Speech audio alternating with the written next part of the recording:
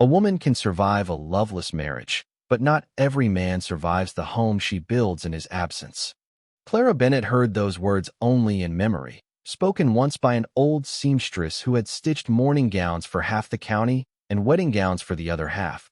But they returned to her as the carriage climbed the frozen road toward Northwell Castle. The snow came down in hard white sheets, striking the windows like thrown rice at a wedding no one had blessed. On her left hand, the new gold ring felt strangely heavy, though Duke Alexander Whitmore had touched her only long enough to place it there before the minister, the guests, and the cold silence that had stood between them like a wall.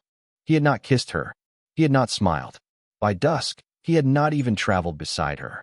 Instead, a letter bearing the Whitmore seal lay folded in her lap, its ink as dark and final as a locked door. Northwell Castle is yours to occupy. Do not expect me there. Clara had read the line 3 times during the first hour, then stopped, because dignity could bleed too quietly for anyone to notice. Her family had called the match salvation. Her father's debts would be settled. Her younger sisters would keep their modest home in Connecticut. Her mother would no longer wake before dawn to count coins by candlelight. And Clara, at 23, would become the Duchess of Whitmore, sent north to a castle she had never seen and a husband who had already abandoned her without raising his voice. The driver cracked the reins as the horses struggled up the last mile, their breath steaming in the bitter air. Beyond the glass, pine trees bent beneath the weight of snow, and then the castle appeared, not gradually, but all at once, a black shape on the ridge, broad and severe, its towers vanishing into low clouds. No lanterns glowed in the upper windows. No servants waited along the steps. No smoke rose from half the chimneys. Northwell did not look like a home awaiting its mistress. It looked like a grave that had learned to stand upright.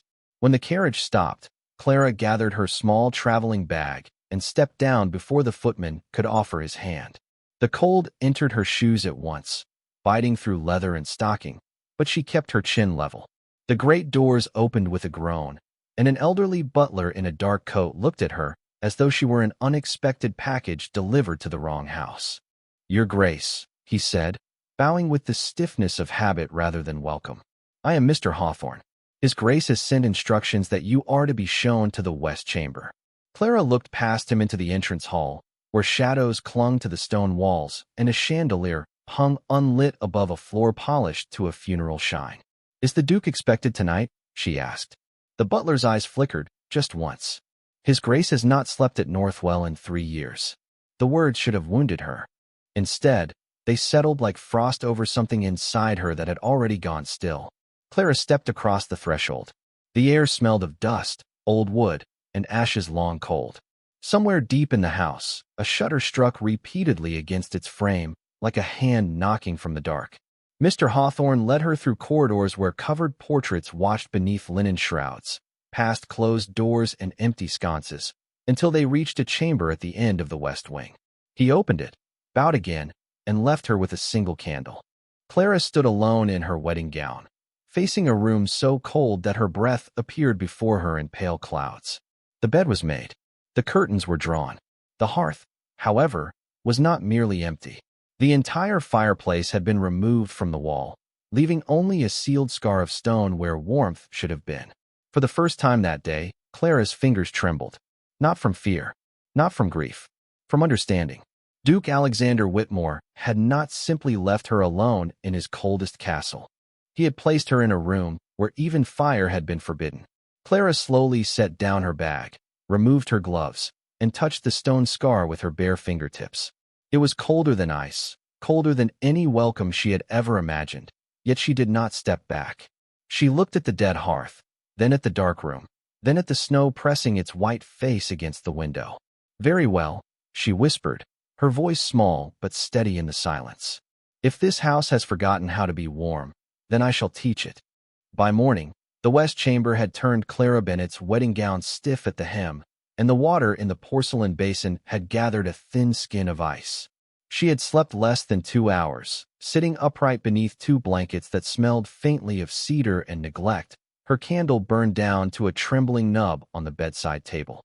When the first gray light pressed through the curtains, she rose without complaint, braided her hair with numb fingers, and exchanged silk for the plainest dark dress in her trunk. A duchess might be expected to wait for breakfast. Clara had not been raised to wait in cold rooms for kindness that had not been offered. She found the dining room by following the stale smell of last night's ashes. A single place had been set at the far end of a table long enough to seat 30 guests, and on the plate rested 2 slices of hard bread beside a cup of tea already gone lukewarm. No fire burned in the hearth. No flowers softened the room. At the opposite end of the table, the empty ducal chair sat beneath a portrait covered in a white sheet, as though even the painted ancestors wished to be spared the sight of her loneliness. Clara sat, broke the bread, and ate every bite. Mrs. Vale, the housekeeper, watched from the doorway with tight lips and careful eyes. Mr. Hawthorne stood behind her, his silver head bowed, though not low enough to hide his curiosity. They were waiting. Clara understood that at once. Waiting for tears. Waiting for demands. Waiting for the young wife from a fallen family to discover that a title could not warm her hands. She set down her cup gently. Mrs. Vale, I would like the household account books brought to the morning room. The housekeeper blinked. The morning room has not been used in some time, Your Grace. Then it is lonely enough to welcome company.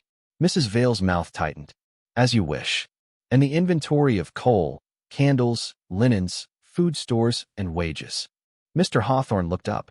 His Grace did not mention that you would concern yourself with estate matters. His Grace is not here, Clara said softly. The words were not sharp, but they moved through the room like the strike of a match. Within the hour, she sat in the abandoned morning room with a shawl around her shoulders, a ledger before her, and ink drying too slowly in the cold. Dust lay thick along the shelves. Frost feathered the edges of the window panes. Yet numbers, unlike people, could not disguise cruelty with manners. Northwell Castle was not poor. Its accounts were strong. Coal had been purchased in generous quantities. Candles, wool blankets, medicines, flour, dried apples, salted meat, and lamp oil had all been paid for in advance. Clara turned page after page, her expression growing stiller with each line. Where's the coal kept? She asked. Mrs. Vale hesitated just long enough to answer the question before she spoke. The lower storage vault, Your Grace. Take me there. The housekeeper folded her hands. The vault is locked. Then bring the key. Silence. A small thing, but it told Clara more than protest would have.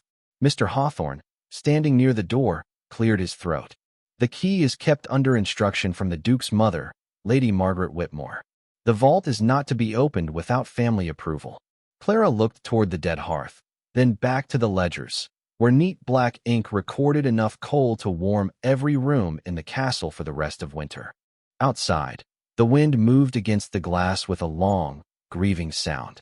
Family approval, she repeated. Mrs. Vale lowered her gaze. Yes, Your Grace. Clara rose. She was not tall, and her dress was plain, but something in the room changed when she stood. I am Duchess of Whitmore now. If that title is heavy enough to bury me in this castle, it is heavy enough to open a coal vault. No one spoke. At last, Mr. Hawthorne reached inside his coat and removed a ring of keys, his hand slow, reluctant, almost ashamed. Clara took them, feeling the cold metal bite her palm. She did not smile. Triumph had no place in a house this frozen. She only turned toward the corridor and said, Begin with the kitchen hearth. Before this castle remembers ceremony, it will remember bread. By noon, the kitchen hearth was burning for the first time in weeks, and the change moved through Northwell Castle like a rumor too warm to be believed. Smoke rose from the chimney in a thin gray ribbon. Butter softened on the table. A pot of barley soup began to breathe over the flames, sending the smell of onion, thyme, and salt through corridors that had forgotten the ordinary mercy of a meal. Clara Bennet stood near the great iron stove with her sleeves pinned back, reading the inventory, while Mrs. Vale issued orders in a voice that sounded less certain than it had at breakfast. Servants appeared from shadowed passages one by one, some carrying wood, some coal, some linens pulled from cedar chests, each of them glancing at the young Duchess as though she were either foolish, brave, or dangerous. Clara pretended not to notice. A house did not trust a stranger simply because she wore its name.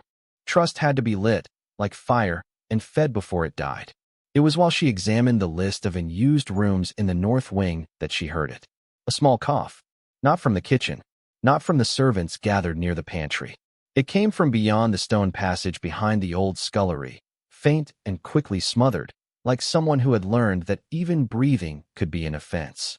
Clara lifted her head. Mrs. Vale went still. Mr. Hawthorne, who had been unlocking a cabinet of preserved fruit, closed it too quickly. What room lies beyond that passage? Clara asked. Storage, Your Grace, Mrs. Vale replied. Old furniture. Broken frames. Nothing of use. Another cough followed, softer than the first. Clara turned toward the sound. Then the furniture is ill. No one moved to stop her, but no one helped her either. She took a candle from the kitchen table and entered the narrow passage, where the warmth of the hearth faded after only a few steps. The corridor bent behind the wall, ending at a low door nearly hidden by stacked crates. Its lock was rusted, but not old enough to be forgotten. Clara tried 3 keys before one turned. The door opened with a sigh of stale air. Inside, beneath a slanted ceiling, 3 children stared at her from a nest of threadbare blankets. The eldest, a girl of perhaps 10, rose at once and stood before the 2 smaller boys as if her thin body could serve as a shield. Her hair was the color of pale wheat, her face white with cold, her eyes too calm for a child. On the floor lay a cracked cup, half a loaf of dry bread, and a single candle burned down almost to nothing. Clara felt something inside her grow very quiet. What are your names? She asked gently. The girl swallowed. Maggie, Your Grace. That is Thomas, and that is little Peter. One of the boys clutched a wooden horse missing a leg. The other watched the candle in Clara's hand as if it were sunrise. Mrs. Vale appeared behind her, pale now. Their mother served in the laundry. She passed last spring. Arrangements were meant to be made. Arrangements? Clara repeated. The word was soft. It trembled more than anger would have. Mr. Hawthorne's voice came from the doorway. Lady Margaret believed it best they remain out of sight until His Grace decided their placement. Northwell has never been known as a charity house. Clara looked back at the children, at the dry bread, at the blankets, at the breath rising from their mouths in the cold. Then she set her candle on the crate and stepped into the room. Northwell has been known for many things, she said. Perhaps it is time it became known for one decent thing. She held out her hand to Maggie. The girl did not take it at once. Children who had been hidden learned caution before hope. So Clara waited. At last, small fingers slipped into hers, cold as river stones. Clara led them through the passage into the kitchen, where the servants fell silent. She seated the children near the hearth, wrapped them in warm towels, and placed bowls of soup before them herself. No one dared object until Mr. Hawthorne spoke in a low voice. Your Grace, the last woman who opened that room was sent away before dawn. Clara watched little Peter lift the spoon with both hands, his face glowing in the firelight. Only then did she answer. Then this time, Dawn shall have to wait. By the 4th evening, Northwell Castle no longer sounded entirely empty. The change was not grand enough to be called joy, not yet, but it lived in small things. The crackle of coal behind iron grates, the soft scrape of chairs in the kitchen, Maggie teaching Peter his letters beside the hearth, Thomas falling asleep with both hands wrapped around a mug of warm milk. Clara Bennett had ordered the great hall swept, the lower windows washed, and the old draperies beaten free of dust until their faded blue threads showed again beneath years of neglect. She had not made the castle beautiful. Beauty required time. She had made it brief. That alone seemed to unsettle everyone who had known Northwell as a silent tomb. On the 5th night, as snow moved across the grounds in pale veils, a black carriage appeared at the end of the frozen drive. Mr. Hawthorne saw it first from the entrance window, and the color left his face with such speed that Clara did not need to ask who had arrived. A minute later, the great doors opened, and Duke Alexander Whitmore stepped into the hall with winter on his shoulders and darkness in his eyes. He was taller than she remembered from the wedding, or perhaps the castle bent itself around him, becoming narrower, colder, more obedient. His black coat was dusted with snow. His gloves were still on. His gaze moved from the lit chandelier to the polished floor, from the servants standing straighter than usual to the fire burning openly in the great hearth. Then he saw Clara halfway up a wooden ladder, fastening a repaired curtain ring with careful fingers while Mrs. Vale held the bottom steady. For one unguarded second, he did not look angry. He looked lost. Clara climbed down before anyone could assist her. "Your Grace," she said, because the name husband felt too delicate to place between them. Alexander did not answer at once. His eyes moved past her to the kitchen corridor, where a child's laugh had escaped before being quickly hushed. The sound struck him harder than any accusation. "There are children in my house," he said. His voice was low, controlled, but the room seemed to shrink around it. Clara folded her hands before her. "There were children in your house before I arrived. I merely brought them near the fire." A muscle tightened in his jaw. "You opened rooms that were closed. I opened rooms that were cold. You unlocked storage under orders not to do so. I unlocked coal that had already been purchased." His eyes returned to hers, sharp as gray glass.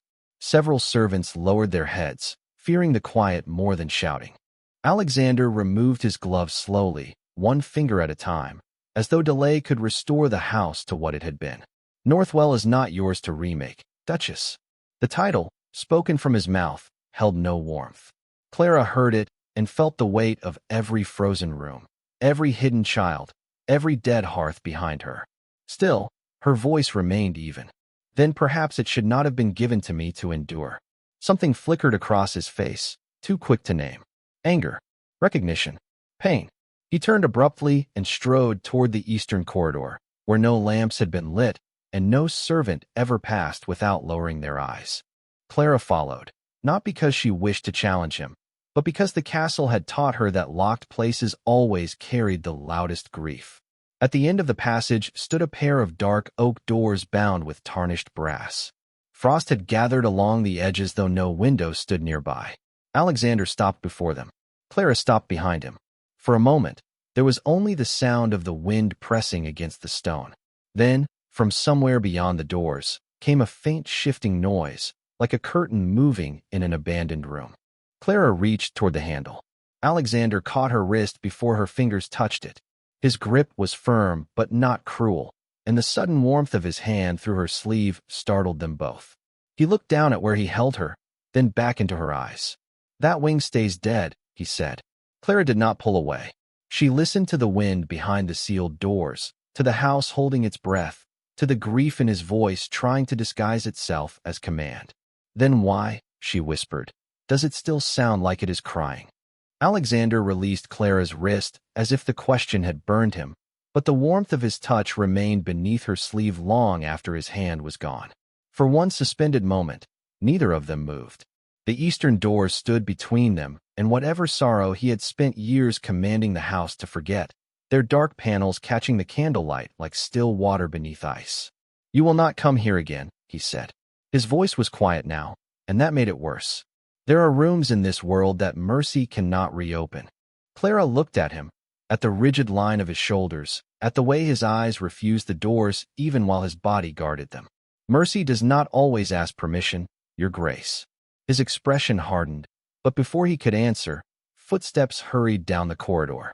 Mr. Hawthorne appeared, pale and breathless, carrying a silver tray with a folded note upon it. "Forgive me, Your Grace. Lady Margaret has sent word that she will arrive within the week." At his mother's name, something colder than winter entered Alexander's face. He took the note, broke the seal, and read only the first line before closing it again. Clara saw it then, not fully, but enough. The Duke did not only fear the Eastern Wing. He feared the woman who had ordered it sealed. That night, Northwell did not sleep. Alexander remained in the library, where firelight moved across shelves of untouched books, and the covered portrait above the mantel leaned beneath its white cloth like a silent witness. Clara should have returned to the West Chamber. Instead, she walked the lower halls with a candle, listening to the castle breathe around her. Near midnight, she found Maggie sitting on the kitchen steps, wrapped in a blanket, her thin face silvered by moonlight. "I heard him come back," the child whispered. "Will he send us away?" Clara sat beside her. "Not tonight." Maggie looked toward the eastern corridor. "That is where Miss Emily lived." The name seemed to make the candle tremble. Clara kept her voice gentle. "Who was Miss Emily?" Maggie's fingers tightened around the blanket. "His Grace's little sister. Mrs. Vale says she was kind. She used to bring jam to the laundry children. She got sick one winter, before I was born. They say the old Duke and Lady Margaret were hosting guests, and nobody wanted talk of illness below the music." Clara felt the cold of the house gather around the words. What happened? Maggie lowered her eyes. The room was too cold. The fire had gone out. His Grace was only 17. He tried to get help, but Lady Margaret said he was making a scene. Miss Emily was gone by morning. No violence. No great scandal shouted in the papers. Only neglect, wrapped in manners, hidden behind music, sealed behind oak doors. Clara looked down the hall, where the darkness seemed to have a memory. She understood then why Alexander had let Northwell freeze. Not because he loved the cold, because he believed warmth had failed the one person he had been unable to save. Before dawn, Clara took a single candle and returned to the eastern doors. She did not open them. She did not defy him in the easy, careless way of someone who wished to win. Instead, she knelt before the threshold and set the flame upon the stone floor, small and steady, its light touching the brass handles for the first time in years. For Emily, she whispered. When she rose, Alexander was standing at the end of the corridor. He had no coat, no gloves, no shield except the stillness he wore like armor. His eyes moved from Clara to the candle, and the color drained from his face. "Do not mourn what you never knew," he said, but the words broke before they reached anger. Clara turned toward him, her hands folded, her candlelit shadow falling gently between them. Someone should have. Alexander stared at her as if she had opened the door after all, not with a key, but with kindness. For the first time since she had met him, the Duke of Whitmore looked less like a man made of winter and more like a boy left alone in it. By the time Lady Margaret's carriage wheels were expected on the northern road, Northwell Castle had already opened its doors to the storm. The weather turned cruel before sunrise, rolling down from the hills in white gusts that erased fences, buried paths, and drove the village bells into frantic, muffled ringing. Clara heard them while standing in the kitchen with flour on her sleeve and Maggie reading aloud from an old primer by the hearth. 1 bell meant a birth. 2 meant a fire. 3, repeated again and again through snow, meant danger on the roads. Mrs. Vale looked toward the windows. Mr. Hawthorne closed his account book. Alexander, who had entered without a sound and had been standing near the doorway for several minutes, lifted his head as though the bells had reached some chamber in him that had long been sealed. Clara did not wait for permission. "Open the great hall," she said. "Bring blankets from the cedar room, soup from the kitchen, candles from the lower pantry, and every coal scuttle we can fill." Mrs. Vale hesitated only once, and only because years of fear do not vanish in a single week. Then she curtsied and moved. Within an hour, Northwell's great doors stood wide against the storm, and villagers began arriving in 2s and 3s, wrapped in snow-heavy coats, carrying children, bundles, and the frightened silence of people who were not accustomed to being welcomed by stone walls. A farmer whose wagon had broken half a mile from the bridge. An old widow whose cottage roof had given way under snow. A young mother with a baby tucked inside her cloak. Clara met them at the entrance, her dark dress plain beneath a wool shawl, her cheeks pale from the cold, her voice steady enough to give everyone else courage. "You are safe here. Bring the little ones near the fire. Mr. Hawthorne will take your names. Mrs. Vale will see that you are fed." No one called her Duchess at first. They were too startled. They looked past her to the high ceiling, the polished floor, the portraits, the grandeur that had never belonged to them. Then they looked back at the woman holding the door open with both hands while snow blew around her skirts, and something in their faces changed. Alexander watched from the shadow of the staircase. He had commanded soldiers of business, tenants, solicitors, stewards, and men twice Clara's age who bent to his title without loving him for it. But this was not command. This was invitation. Clara did not make people smaller so that she might appear great. She made warmth large enough for everyone to stand inside it. By afternoon, the ballroom had become a shelter. Mattresses were laid along the walls. Children slept beneath velvet curtains that had once heard only waltzes. The kitchen sent up soup, bread, tea, and apples baked with cinnamon. Thomas carried cups with solemn pride. Maggie taught 2 village girls how to fold blankets. Little Peter sat beside the great hearth, explaining to a baby that the fire was friendly if one did not touch it. Clara moved everywhere, tying a scarf around an old man's neck, placing a candle near a frightened child, speaking to Mrs. Vale, thanking a footman by name, never seeing the way Alexander's eyes followed her, as if she were doing something impossible. Near dusk, the young mother whose baby had slept at Clara's shoulder took Clara's hand and kissed it before anyone could stop her. "Bless you," the woman whispered. "I thought Northwell had no heart left." Clara lowered herself slightly, embarrassed by gratitude that felt too holy to accept. "It has one," she said. "It was only cold." Across the hall, Alexander's breath caught. At that moment, Peter woke from his place by the fire and reached for Clara as she passed. "Do not go far," he murmured sleepily. "You make it feel like home." The words were small, childish, half-dreamed, yet they crossed the room more clearly than any bell. Alexander looked from Peter to Clara, and the truth rose before him with terrible gentleness. She had not taken power from him. She had taken what he had abandoned and made it live. The castle he had punished for years was filling with breath, food, candlelight, and names. And in the center of it stood the wife he had left alone, becoming the answer to a prayer no one in Northwell had dared to speak. The storm had not yet passed when Lady Margaret Whitmore arrived at Northwell Castle, and perhaps that was fitting, for she entered like another form of winter. Her carriage stopped before the open doors just after dusk, its black lacquer shining beneath a crust of snow, its silver crest glinting in the torchlight. 2 footmen hurried forward, but Lady Margaret did not wait for assistance. She stepped down in a fur-lined cloak of deep violet, tall, pale, and perfectly arranged, as though the weather itself had failed to touch her.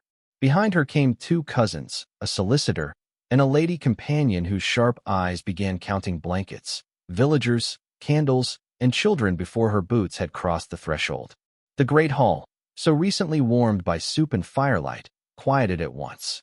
Clara Bennet stood near the hearth with Peter asleep against her shoulder, one small hand tangled in the edge of her shawl. Alexander descended the stairs slowly, his face unreadable, but his hand tightened once against the banister when he saw his mother's gaze move over the room. Lady Margaret removed her gloves finger by finger. "So the rumors were not exaggerated," she said. "You have turned the seat of the Whitmore family into a public shelter." Clara handed Peter gently to Maggie and stepped forward. The roads were closed. Their homes were unsafe. Northwell had room. "Northwell has dignity," Lady Margaret replied. Her voice was calm, polished, and cruel in the way only perfect manners can be. "Or it did. Before my son placed a stranger from a debt-ridden family in charge of rooms she was never bred to understand." A few villagers lowered their eyes. Mrs. Vale went white. Clara felt the insult land, not only on herself, but on every cold hand that had reached for warmth beneath this roof. She did not answer quickly. Silence, she had learned, could be a shield when pride wished to draw blood. Lady Margaret turned to Alexander. "You see what comes of sentiment. Coal stores opened without approval. Household funds spent without your direct order. Servants encouraged to forget their rank. Children hidden in the lower rooms paraded like accusations. And that candle at the eastern wing." Her mouth tightened. An unforgivable display. At that, Alexander's expression changed, only slightly, but Clara saw it. The old wound answering the old master. Lady Margaret continued, softer now, because she knew softer words could bind tighter than chains. "This house has survived grief because I preserved its name.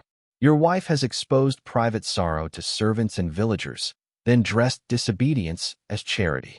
Clara looked at Alexander. She did not plead. She would never plead before those who mistook tenderness for weakness. She only waited for him to speak the truth he had begun to see. The fire cracked. Snow tapped against the windows. Somewhere near the hearth, a child sniffled and was quickly hushed. Alexander looked from his mother to Clara, then to the villagers standing under his roof. His lips parted. No words came. Lady Margaret saw the silence and smiled as though the matter were settled. "There will be a full review of expenses in the morning. The villagers will be removed when the road clears. The children will be placed elsewhere, and the Duchess will return to a more suitable, quiet obedience." Clara felt something inside her close, not in anger, but in sorrow. It was the sound of a door she had held open being shut by the very man who should have crossed it. She turned and walked to the long oak table where her wedding ring caught the firelight on her hand. Slowly, she drew it off. The hall seemed to stop breathing. Alexander took one step forward. "Clara." It was the first time he had spoken her name in front of anyone. Perhaps the first time he had said it as though it mattered. She placed the ring on the table between them, a small circle of gold against the dark wood. I was left here as a duty, she said, her voice steady enough to hurt. I will not remain here as an embarrassment. Lady Margaret's face sharpened. Alexander looked at the ring as if it were not gold, but a key he had dropped into deep water.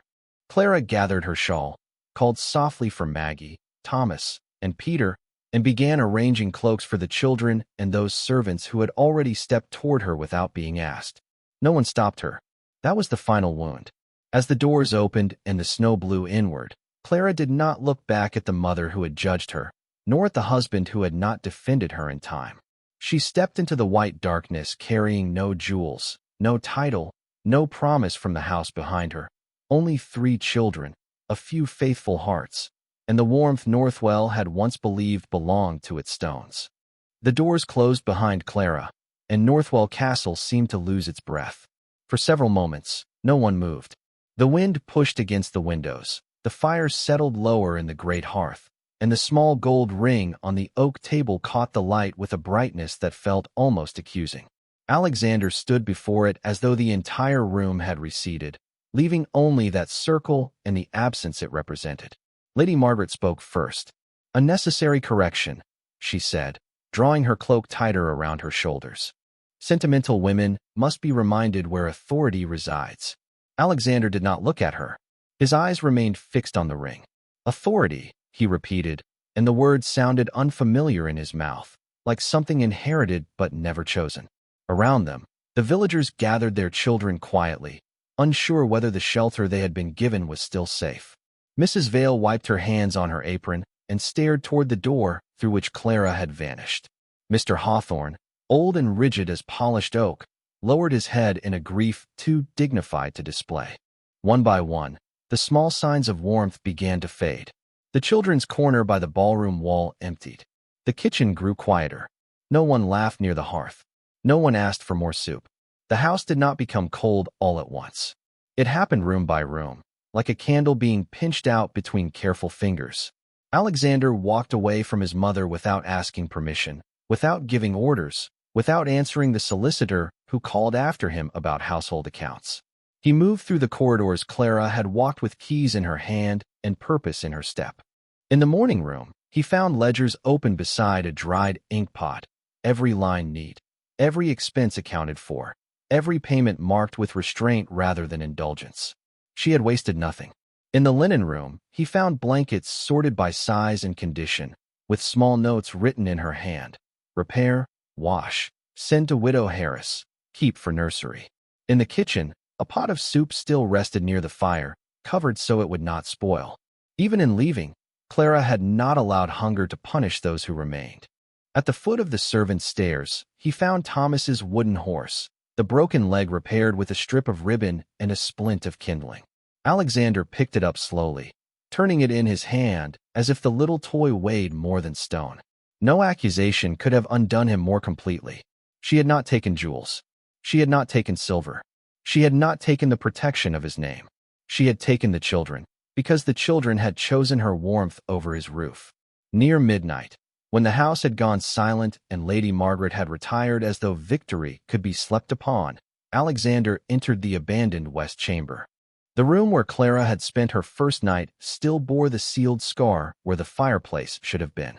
He stood before it and pressed his palm against the stone. Cold, deliberate, cruel in its emptiness. On the small writing desk lay a notebook bound in brown leather. He opened it, expecting accounts, perhaps complaints, perhaps proof that she had planned to leave. Instead, he found names. Maggie, age 10, reads well, fears being separated from her brothers. Thomas, age 7, needs warm socks, likes wooden animals. Peter, age 4, cough worsens in cold rooms, sleeps better near firelight. Widow Harris, roof failing near north beam. Mr. Bell, needs medicine before next snow. Mrs. Vale, loyal but afraid. Mr. Hawthorne, carries old guilt. Alexander turned page after page, and each one struck him with a quietness he could not defend against. Clara had not recorded what Northwell owed her. She had recorded what Northwell owed everyone else.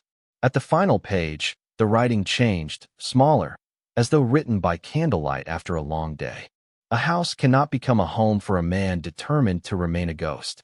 Alexander closed his eyes. For years he had believed coldness was penance, that silence honored Emily, that keeping Northwell frozen kept memory pure. But Clara had mourned his sister with one candle more honestly than his family had mourned her with locked doors. She had not disturbed the dead. She had disturbed the lie that required the living to stay numb.